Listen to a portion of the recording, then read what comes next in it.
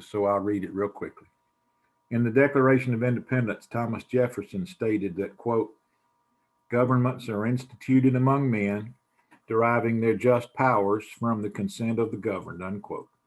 From what sources do the people derive the right to establish government? How is the consent of the government related to the concept of popular sovereignty?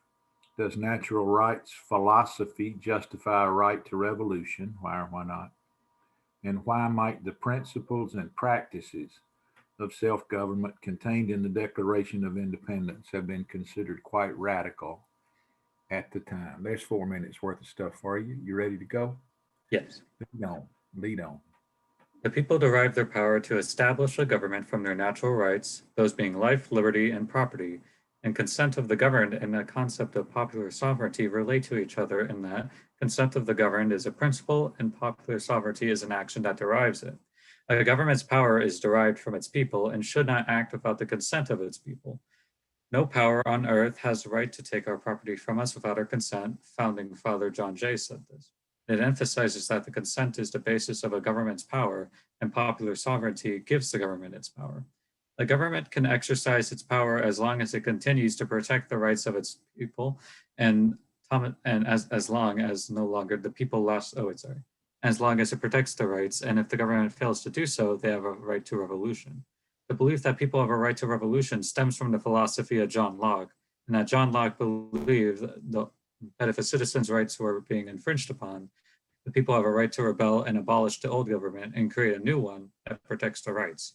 And that this is evidently true in America's Revolution, where in the Declaration of the Independence states that whenever any form of government becomes destructive of these ends, it is the right of the people to alter or to abolish it and to institute a new government, laying its foundation on such principles and organizing its powers in such form as to them shall seem most likely to affect their safety and happiness. The ideas of self-government and revolution within the Declaration of Independence could have been considered radical at the time because this was one of the first times that the people would have control over the government. In addition to this, the idea of a group of colonies declaring themselves free from the shackles of the mother country, in this case Great Britain, which was this global superpower at the time, was nearly inconceivable. And that the idea that a country could govern itself without a ruler making the choices for them had never really been seen before in recent history. The last great nation with the democratic government was the Roman Republic, which was reconstructed in 27 BC.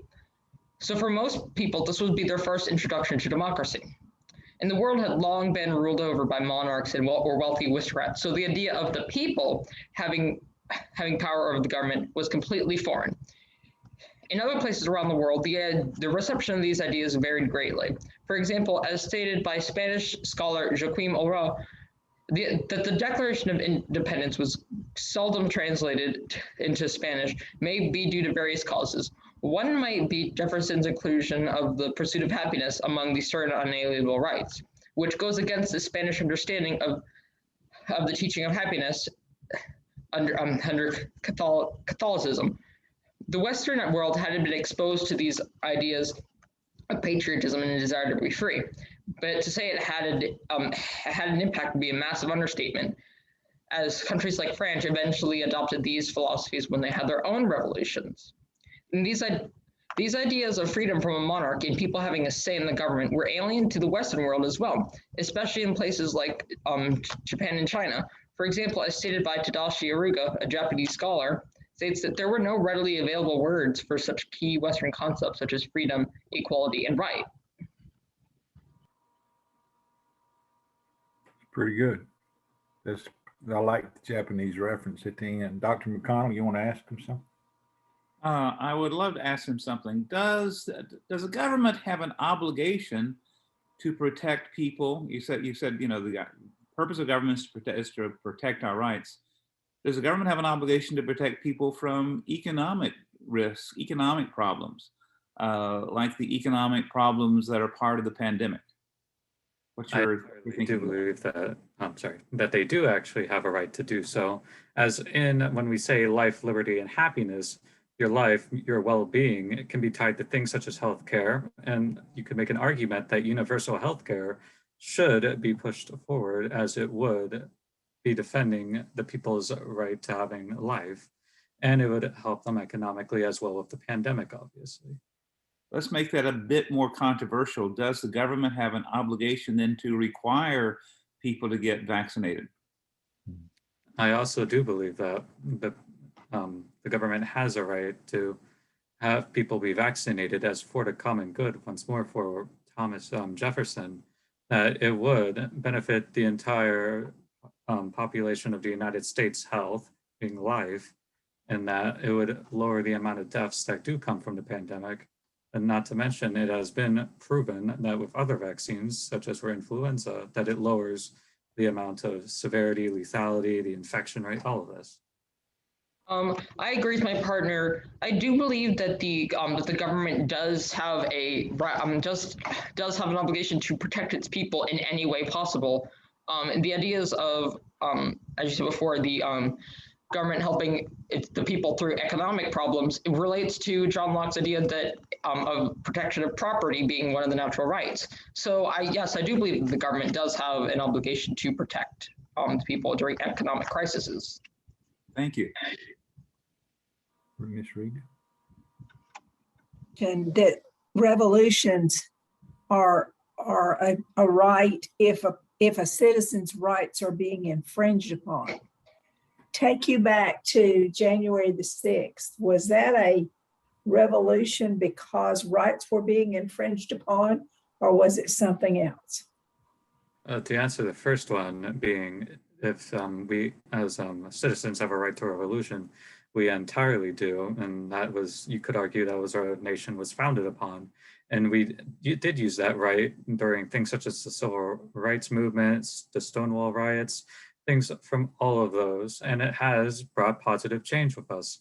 And now for the January 6th one, I do not think that was a right to revolution, as no one's rights were infringed upon, and that with voter fraud and all that, Pew Research and many other nonpartisan think tanks and organizations have shown that not only had there not been voter fraud, but it had been much less. And to what they were, and the actual group that was saying this, which was mostly either conservative or right-leaning, actually their governors in the states from Florida to South Carolina, has it been shown that with local redistribution of the governors and all that could be considered as gerrymandering.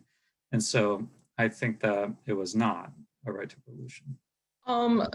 I somewhat disagree with my partner. I believe that the January 6th definitely could relate to another revolution in our past, being the Whiskey Rebellion. They are both of them share similarities in that it was the people rebelling against the government for ways that, depending on your stance, may not have been the best choice. I believe, if I'm recalling right, the Whiskey Rebellion was a rebellion against the taxes on alcohol, the name being whiskey. And so and while there probably wasn't much voter fraud, I do believe that the people in their minds thought that there was something wrong, that their rights and that their rights to vote and their voices weren't being heard. So I do believe that in their minds, it was justified as a right to revolution. So in that case, I disagree with my partner on that specifically. We're getting into some pretty fun stuff with y'all, and it's just the six of us here, so we can talk about things, and y'all are doing that. In the last few months, we've had a very divisive election that was split, whatever it was, 52-48, when it wound up 51-49. You had one candidate saying that it was stolen from him. You had thousands of people storm the United States Capitol chanting to kill Vice President of the United States, to lynching or to attack their own members of Congress. Is that, I'm gonna give you two choices, I guess. Is that a sign that we are getting more likely to have a revolution sometime in your lifetime or in your children's lives? Or is it a sign that our country can survive anything, and that if we didn't have a revolution in this emotionally charged time, even in spite of the question Rita asked is a great one about January the 6th, or did what we learned from all that say that we will not ever have, no one will ever abolish the government, and that we will never have a true revolution again if we survive that. I believe that we were to have a revolution today, which might be possible considering what you brought up. It wouldn't be like, I don't believe it would be a very calm revolution. I You're believe right. it would be something more akin to the French Revolution, where many people in place of power were beheaded. I don't believe it would be that. What's the word? I don't believe they would be beheaded necessarily, but I do believe that it would involve a very bloody revolution, and that may not be the best thing for a country. So I believe that we need to take steps towards bringing people back together instead of tearing them apart. Couldn't I have done that I'm sorry, Mike. Oh, go ahead, Reed. Couldn't I have done that 4 years ago when Hillary Clinton won the popular vote and Donald Trump took office because of the Electoral College? What would have been the difference in me pitching a fit because my side didn't come out ahead? I mean, hasn't that been the value of our democracy, is that there's a winner and a loser and we have a peaceful transition? Is that what you're saying? Is that what happened January the 6th was just a sign of the times? Do you restate that? I don't care. Sorry, could you restate the first part? You were kind of cutting out for me. And I did it so well. What would have been the difference in 4 years ago, me gathering up a whole bunch of women and going up and protesting in Washington because Hillary Clinton won the popular vote and Donald Trump took the Electoral College? Is that an appropriate way to manage your dissatisfaction with the outcome of an election? If I'm recalling correctly, a group of women actually did march on the Capitol after Trump was elected, and events like those, I believe, are protected under right of assembly. Yeah. Okay, so when it comes to the actual reason for the right to revolution, I think that whether or not your ideological leaning, that they do have valid tendencies, as first past the post is essentially our system, is not necessarily the most democratic system, as we're not a proportionally democratic system.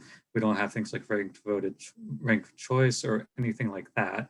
And we're not a multi-party system. So unlike what the events that occurred on January 6th that were based on things that have been proven wrong from research. Go ahead, go right ahead.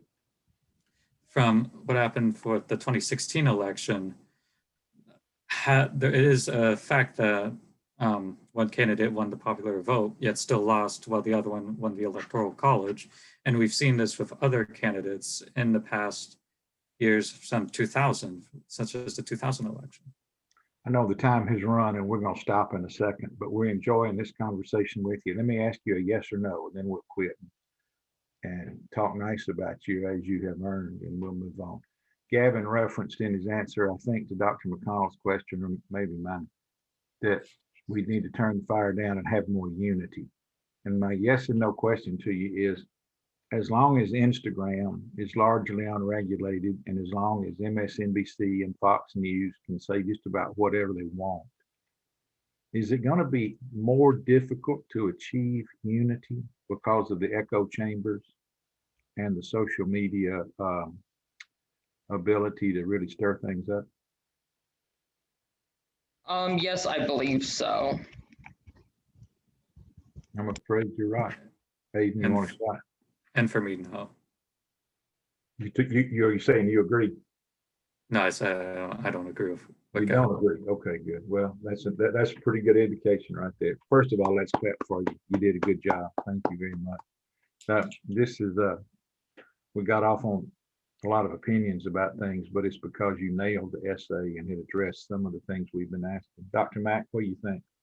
I thought that your initial statement that popular sovereignty is a principle and consent is an activity, that was brilliant. That was the clearest distinction I've seen made all day, and it kept improving from there. And then your statement that the Declaration was not translated into Spanish. And the idea of Catholicism and the idea of happiness. I got to check that one out. I got to follow up on that one. Where do you remember? Where, who, what's your source on that? We wrote these speeches a while ago. I remember it was an article about the different nations takes on the Declaration of Independence. I don't remember exactly where it was, but I do believe I'm pretty sure it went pretty in depth with varying nations. That's a fascinating concept because I know Catholic theologians write about happiness a lot, but yeah, I got to follow up on that. That's a very important idea. And then the Japanese having no word for freedom or equality. I think those were crucially important concepts that I was really very happy to hear because I had not given those any thought at all. So great job. You make South Carolina proud. Oh, As good a Oscar. compliment as you get all day coming from him. That's pretty good stuff right there. Rita, what you think? Oh, I thought they did fine. And particularly, I like that you disagreed. Y'all didn't have to get along and put everything out just like you're holding hands and writing everything together, because you obviously have not, and that's good. And this is Jax. He joined us and he wanted to say hello too. Hey, Jack, how you doing, man? Oh, Look at that. Yes, actually, I had popcorn up here, so he wanted to get involved. That's why he Now loves we you. know why it's up in your chair. There was He the hears your popcorn voices he and was wants after. to check it out and see what's going on.